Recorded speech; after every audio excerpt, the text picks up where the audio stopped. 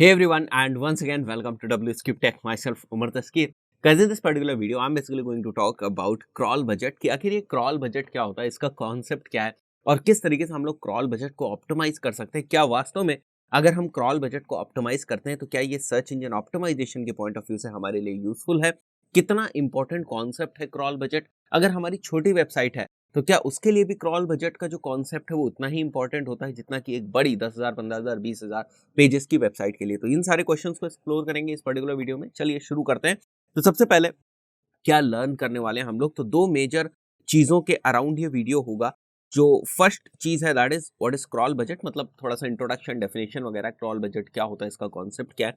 And second कि अगर ये इंपॉर्टेंट है तो किस तरीके से हम लोग क्रॉल बजट को ऑप्टिमाइज कर सकते हैं।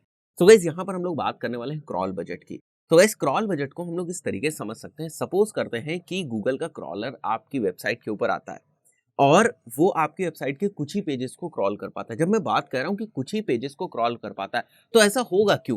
आखिर क्यों गूगल का क्रॉलर आपकी वेबसाइट के कुछ पेजेस को ही क्रॉल कर पाएगा? लेट्स से आपकी वेबसाइट के ऊपर 10,000 पेजेस हैं, तो क्या ऐसी सिचुएशंस भी आ सकती हैं जब वो हमारी वेबसाइट के 2,000 पेजेस को ही क्रॉल कर पाए या 3,000 पेजेस को ही क्रॉल कर पाए, वो 10,000 पेजेस को नहीं क्रॉल कर पा रहा है, राइट? तो ऐसी सिचुएशंस अगर आती हैं तो क्यों? अगर ऐसी कंडीशंस होती है तो क्यों? तो ये जो चीज है ये होती है क्रॉल बजट की ही वजह से। तो गाइस गूगल की भी कुछ लिमिटेड रिसोर्सेज हैं, वो सारी की सारी रिसोर्सेज वो आपकी वेबसाइट को नहीं दे सकता, राइट? वो सारे का सारा टाइम जो गूगल का क्रॉलर को आपकी वेबसाइट के पेजेस को क्रॉल करना है, वो सारे के सारे रिसोर्सेज आपकी वेबसाइट को नहीं दे सकता। उसे दूसरी वेबसाइट, दूसरे वेब पेजेस को भी क्रॉल करना होता है और आपकी ही वेबसाइट के ऊपर भी उसे कुछ प्रायोरिटी सेट करनी होती है। लेट्स से आपकी वेबसाइट के ऊपर 10,000 पेजेस है, राइट? और उनमें से गूगल के क्रॉलर को लगता है कि ये 3,000 पेजेस इंपॉर्टेंट है, बाकी के पेजेस इंपॉर्टेंट ही नहीं है, तो वो उनको क्रॉल करके निकल जाता है, बाकी के पेजेस को वो क्रॉल नहीं करता है या कुछ पेजेस आपके क्रॉल नहीं हो पाते हैं। तो क्या ऐसी प्रैक्टिकल सिचुएशंस होती है? बिल्कुल ऐसी प्रैक्टिकल सिचुएशंस होती हैं। और इनके पीछे रीजन क्या है? कैसे गूगल डिसाइड करता है कि हमारी वेबसाइट के 5 पेजेस को इसे क्रॉल करना है, 10 पेजेस को ही करना है, 15 पेजेस को करना है? आखिर कैसे ये क्रॉल बजट डिसाइड होता है और कैसे हम इसको इंक्रीज कर सकते हैं? मतलब कितनी रिसोर्सेज हमारी वेबसाइट को क्रॉल करने के लिए चाहिए? तो अगर आपकी वेबसाइट छोटी है तो ये ज्यादा मैटर नहीं करता। अगर आपकी वेबसाइट के ऊपर 100, 200, 300 पेजेस हैं तो ये ज्यादा मैटर नहीं करता। वहीं पर अगर आपकी कोई बहुत बड़ी वेबसाइट है तो ये कॉन्सेप्ट बहुत इंपॉर्टेंट हो जाता है, क्योंकि वहां पर ऐसे चांसेस बन जाते हैं कि आपके बहुत सारे जो पेजेस हैं वो ना क्रॉल हो पाए। क्यों? क्योंकि लिमिटेड रिसोर्सेज की वजह से अगर हमने उसको प्रॉपर्ली ऑप्टिमाइज नहीं किया है तो there will be a chance, 100% chance कि जो आपके वेब पेजेस हैं वो सारे के सारे वेब पेजेस क्रॉल ना हो पाए। थोड़ा सा डेफिनेशन के ऊपर आ जाता है, समझते हैं कि ये पूरा जो खेल है ये है रिसोर्सेज का, राइट? सो यहाँ पर आप देखो व्हाट इज क्रॉल बजट लिखा हुआ है। एंड अगर हम लोग देखें बेसिक डेफिनेशन को, crawl budget is the number of the pages Google bot crawls and indexes on a website within a given time frame.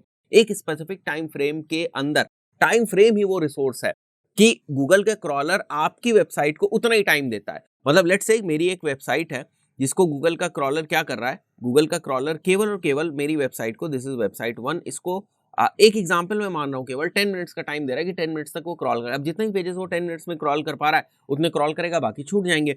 हो सकता है एक दूसरी वेबसाइट हो, उसको मिले हुए हैं 12 मिनट्स, तो उसका जो क्रॉल बजट है वो ज्यादा है, उसको ज्यादा टाइम मिला हुआ है। क्यों? क्योंकि हो सकता है इस वेबसाइट की जो रेपुटेशन है गूगल के नजर में वो अच्छी है। तो जैसे जैसे हमारी वेबसाइट की रेपुटेशन बढ़ती जाती है वैसे वैसे क्रॉलर की नजर में भी हमारी रेपुटेशन बढ़ती जाती है, गूगल की नजर में भी हमारी वेबसाइट की रेपुटेशन बढ़ती जाती है और वो हमारी वेबसाइट को ज्यादा टाइम देता है। बहुत ही सिंपल सी बात है, राइट? तो यहाँ पर फिर से हम लोग डेफिनेशन की बात करते हैं। Crawl budget is the number of pages Google bot crawl, मतलब कितने पेजेस गूगल बॉट हमारी वेबसाइट के क्रॉल करेगा, 10, 20, 50 एक गिवन टाइम पीरियड के बेसिस पे, that is basically called as crawl budget, right? तो ये हो गई हमारी बेसिक डेफिनेशन कि आखिर क्रॉल बजट क्या होता है। यहाँ पर और थोड़ा सा इसको अगर हम लोग एक्सटेंड करें, crawl budget can be described as the level of attention search engines gives to your site. This level of attention is based on how frequently they like to crawl and how frequently a website can be crawled.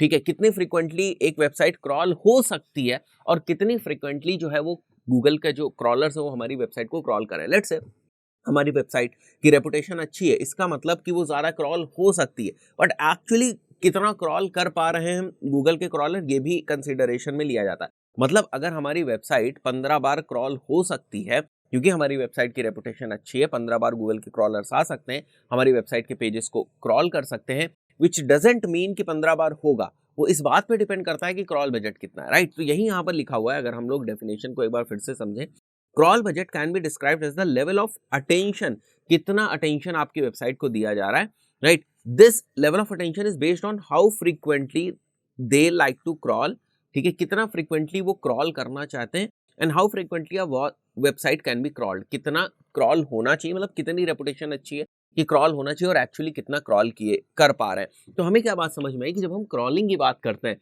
जब हम indexing की बात करते हैं, तो वहां पर भी लिमिटेशन है, और लिमिटेशन को स्टडी करने का ये जो कॉन्सेप्ट है, this is basically crawl budget. बात क्लियर हो गई? मतलब कि अगर हमारी वेबसाइट के ऊपर 20,000 पेजेस हैं, तो 20,000 के 20,000 पेजेस हर बार क्रॉल होंगे, जितनी बार भी क्रॉलर आएगा, ये जरूरी नहीं है। ये किस पे डिपेंड करता है? क्रॉल बजट पे। सिंपल सी बात समझ में आई कि ये चीज किस पे डिपेंड करती है? क्रॉल बजट पे।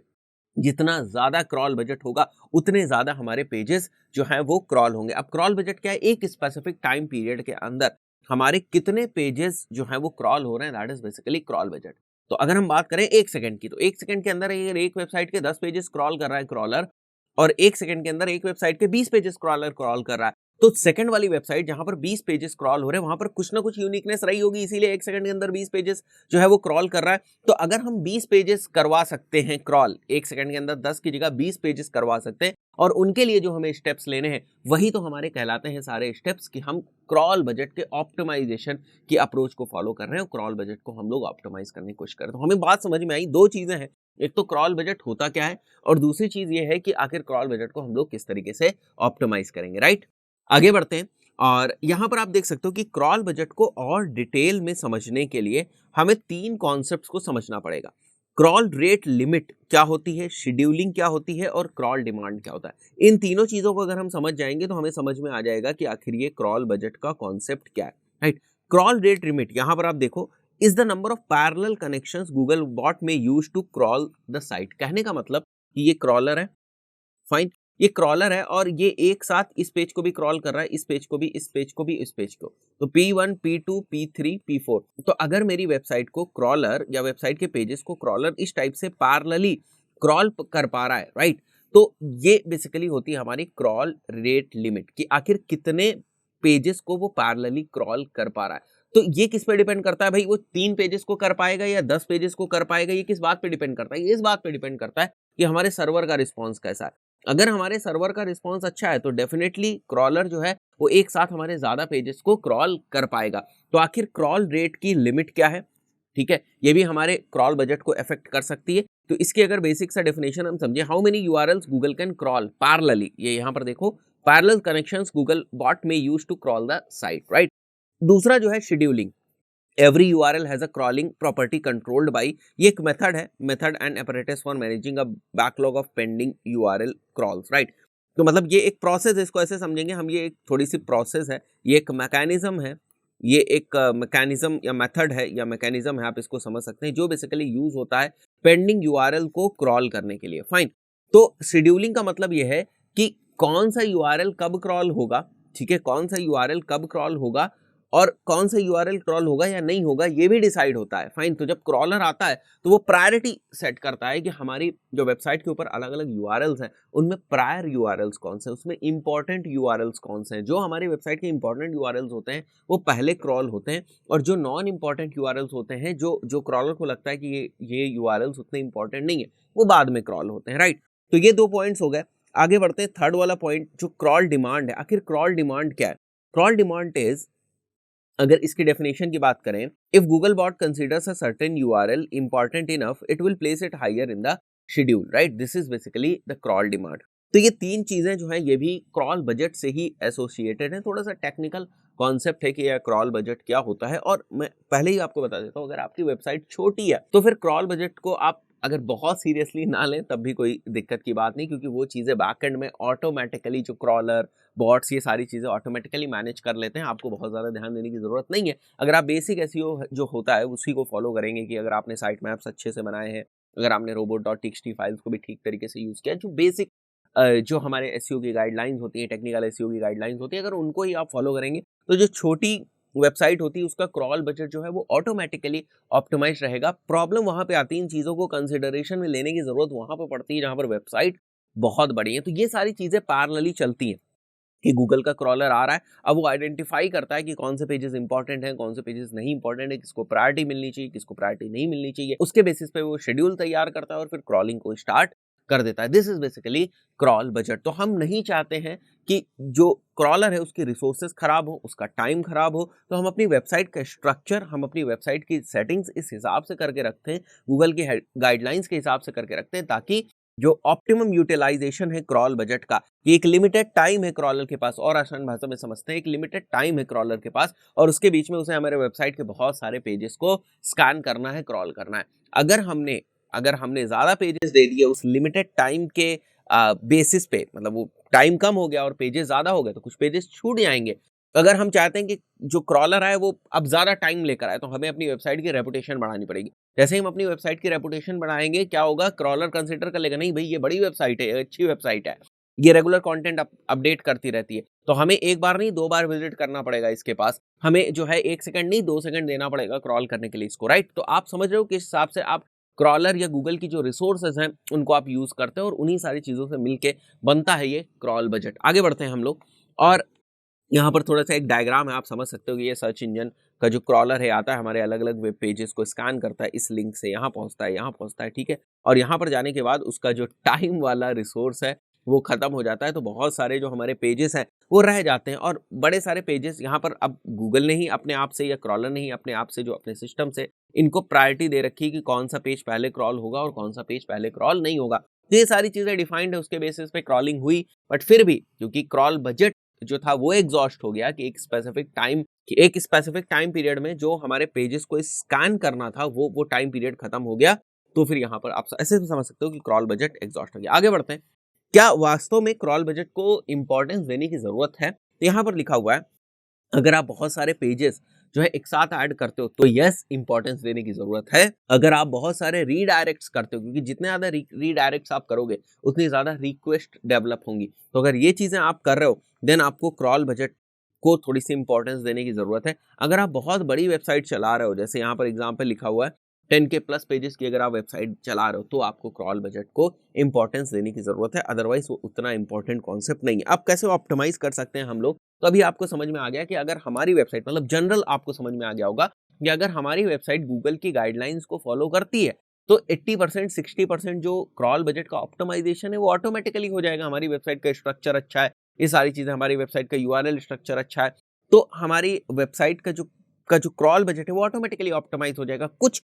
उसी से स्पेसिफिक अगर कुछ चीजें हैं तो उनको हम देख लेते हैं, वही सारे पॉइंट्स यहाँ पर रखे हुए हैं। Allow crawling of your important pages, ठीक है, robot.txt पे ध्यान देने की जरूरत है कि यहाँ पर जो अलाउ डिस अलाउ के जो सिंटेक्स हैं वो प्रॉपर हैं या नहीं है। Use crawler friendly things, right, ऐसी चीजें, ऐसी रिसोर्सेज या इस टाइप का कंटेंट, जैसे बहुत सारा CSS या बहुत ज्यादा JS अगर हम अपनी वेबसाइट के ऊपर यूज करेंगे जो कि बेसिकली क्रॉलर फ्रेंडली नहीं होता है, तो अगर क्रॉलर फ्रेंडली नहीं चीजें हम लोग यूज करेंगे तो भी प्रॉब्लम होने वाली है, राइट। तो क्रॉल बजट को ऑप्टिमाइज करने के लिए हमें क्रॉलर फ्रेंडली चीजें यूज करनी पड़ेंगी, राइट। जब हम क्रॉलर फ्रेंडली चीजें यूज करेंगे तो ज्यादा pages within a small period of time, ये if this is basically a time, so if this is basically the time, तो स्मॉलर पीरियड ऑफ टाइम में हम ज्यादा पेजेस को क्रॉल करा पाएंगे। यूआरएल पैरामीटर्स को कंसीडर हम लोगों को करना पड़ेगा कि यूआरएल पैरामीटर्स को इग्नोर कराना है कि नहीं, फाइन। जैसे हम लोग देख रहे हैं कि अगर हमारा ये यूआरएल है, लेट्स से wscubetech.com/ राइट, और यहाँ पर सर्च करने के बाद कुछ पैरामीटर्स बनते हैं, तो यहाँ पे इसके बाद जो हमारे यूआरएल्स बनते हैं, जो हमारे पेजेस बनते हैं, उनको हमें इग्नोर करना है, क्योंकि ये बिना मतलब कि हमारी रिसोर्सेज को कंज्यूम कर रहे हैं, विच मीन्स दैट यहाँ पर क्रॉल बजट का ऑप्टिमाइजेशन नहीं हो पा रहा है। तो इन सारी चीजों को भी हमें ध्यान में रखना है, फाइन। साइट मैप, क्योंकि साइट मैप हमारी वेबसाइट के स्ट्रक्चर के पॉइंट ऑफ व्यू से बहुत इंपॉर्टेंट है, तो हमें अपने साइट मैप को अपडेटेड रखना है। पुअर सर्वर परफॉर्मेंस, जैसे मैंने अभी बात करी थी, अगर सर्वर परफॉर्मेंस खराब होगी तो प्रॉब्लम यहाँ आ जाएगी। जो पहला वाला पॉइंट हम लोगों ने यहाँ पर कंसीडर किया था क्रॉल रेट लिमिट का, ठीक है, ये छोटी हो जाएगी, ये छोटी हो जाएगी तो क्रॉल बजट पे भी इफेक्ट आएगा, राइट। और यहाँ पर 6 पॉइंट आप देख सकते हो, redirects creates additional request, additional request create करते हैं। जब एडिशनल रिक्वेस्ट क्रिएट करेंगे तो जाहिर सी बात है एडिशनल रिसोर्सेज भी यूज होंगी। तो बहुत कुछ इस बात पे डिपेंड करता है कि हम अपने पेजेस को कैसे, जो गूगल का सर्च इंजन है उसकी गाइडलाइंस के, या उसके जो गाइडलाइंस हैं उनके फ्रेंडली अगर हम लोग बनाते हैं, तो बहुत जो प्रॉब्लम्स हैं वो सॉल्व हो जाती ऑलरेडी, और उन्हीं में से एक प्रॉब्लम क्रॉल बजट की है। तो गाइज आई बिलीव बहुत सारी चीज़ें क्लियर हो गई होंगी आपको। इस पर्टिकुलर वीडियो में इतना ही, मिलते हैं नेक्स्ट वीडियो में। Till then good bye.